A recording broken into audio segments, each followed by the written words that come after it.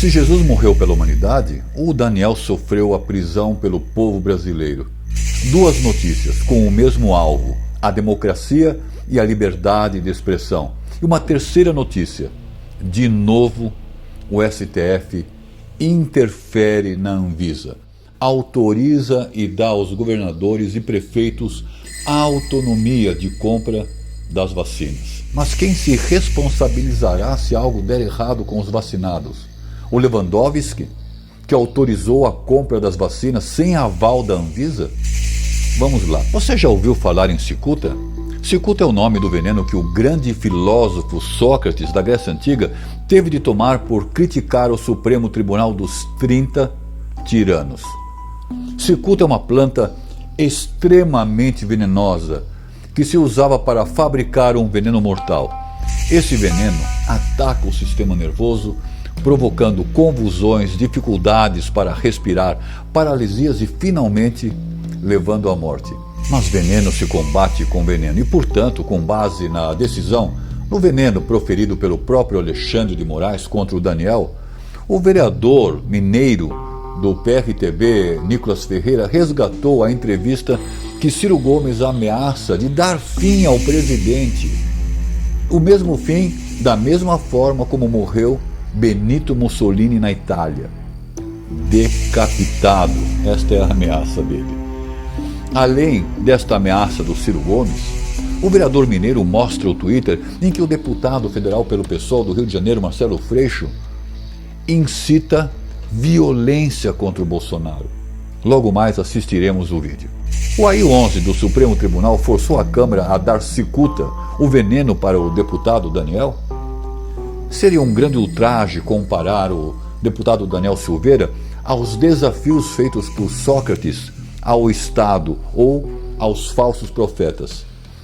Mas será que podemos comparar os três poderes às mesmas críticas que o grande filósofo ateniense, o Sócrates, que criticava a veracidade da democracia ateniense, pois os governantes não eram selecionados pela sua sabedoria ou por suas virtudes para o cargo de governantes, mas muito mais pela retórica e o convencimento de porta em porta e em campanhas políticas milionárias e agressivas.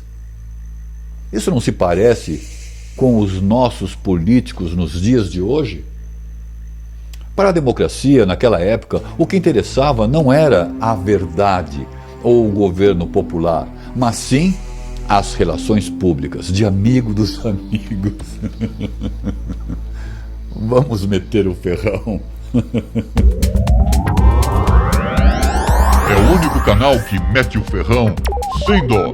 Chegamos a 140 mil inscritos, rumo a 200 mil. Muito obrigado por estarem aqui com a gente, dando as devidas ferroadas, me ajudando a dar essas ferroadas. Se você ainda não é inscrito, ajude o canal a chegar aos 200 mil.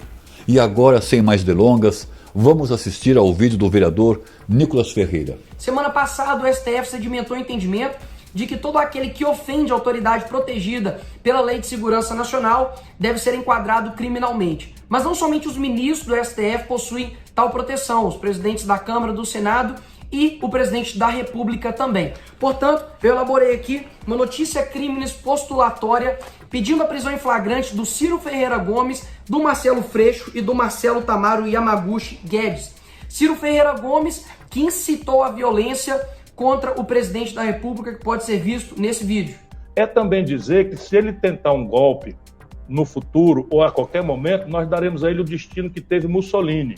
Eu, Ciro Gomes, assumo como palavra de honra, estarei na luta de 1, de 10 ou de 1000 para dar a ele o destino do Mussolini se ele tentar algum golpe no Brasil. Mussolini, o destino dele foi a morte, portanto, o Ciro está claramente incitando, ameaçando a vida do presidente da República, que é protegido pela Lei de Segurança Nacional. E seguindo mesmo a esteira de entendimento do STF, no caso do Daniel Silveira, o ministro Alexandre de Moraes, ele diz que essas condutas criminosas do parlamentar configuram flagrante delito por conta do vídeo continuar disponível na rede de computadores. Portanto, é por isso que eu peço a prisão em flagrante, do Ciro Gomes, porque de fato esse vídeo ainda continua na rede de computadores mundial. E do Marcelo Freixo por esses tweets, ele diz impeachment ou morte, e também Bolsonaro genocida. Ele claramente aí atenta também contra a vida do presidente da República. E do Marcelo Yamaguchi, ele é o rapaz responsável por vender a cabeça do presidente em sua empresa, o que claramente é um reflexo de tudo aquilo que os parlamentares estão dizendo aí em suas redes sociais, incitando de fato o ódio, a morte contra o presidente da República. O meu papel aqui como fiscalizador da lei é simplesmente pedir isonomia, igualdade, para que de fato, da mesma maneira como há uma decisão do Supremo Tribunal Federal contra o deputado Daniel Silveira, também o entendimento seja estendido para os demais parlamentares, ex-parlamentares e esse rapaz que vem de cabeça do presidente em suas redes sociais. Não podemos parar de lutar contra as injustiças e contra aqueles que não nos representam. Embora o deputado Daniel tenha dito muito daquilo que nós queremos dizer, ele deu mancada, se excedeu pela forma como disse as coisas que disse. Mas o Daniel levantou a lebre. O caso aqui não é o Daniel. O caso aqui é o capacho. Sim, o capacho. O capacho que os 11 tiranos fizeram. No capacho que transformaram o Congresso Nacional. O capacho que os 11 tiranos fazem da casa do povo, da nossa casa. Muitos dizem que nossa democracia é muito forte e que não está ameaçada. Mas será que a nossa democracia é forte e estável o suficiente? Forte e estável o suficiente para ser criticada, para aguentar as críticas? Sim. Será que nossa democracia permite criticar os deuses do Olimpo? O STF? Na época, por causa das duras críticas feitas à democracia, o grupo dos 30 tiranos puseram o Sócrates e seus discípulos na mira, pelos constantes comentários de desaprovação de como a democracia era então conduzida. Você vê alguma relação com a nossa democracia hoje e os 11 tiranos que temos no judiciário? Sim, há alguma relação? Repito que seria uma infâmia comparar o Daniel ao Sócrates, mas não é o deputado Daniel que está tomando a cicuta, o veneno.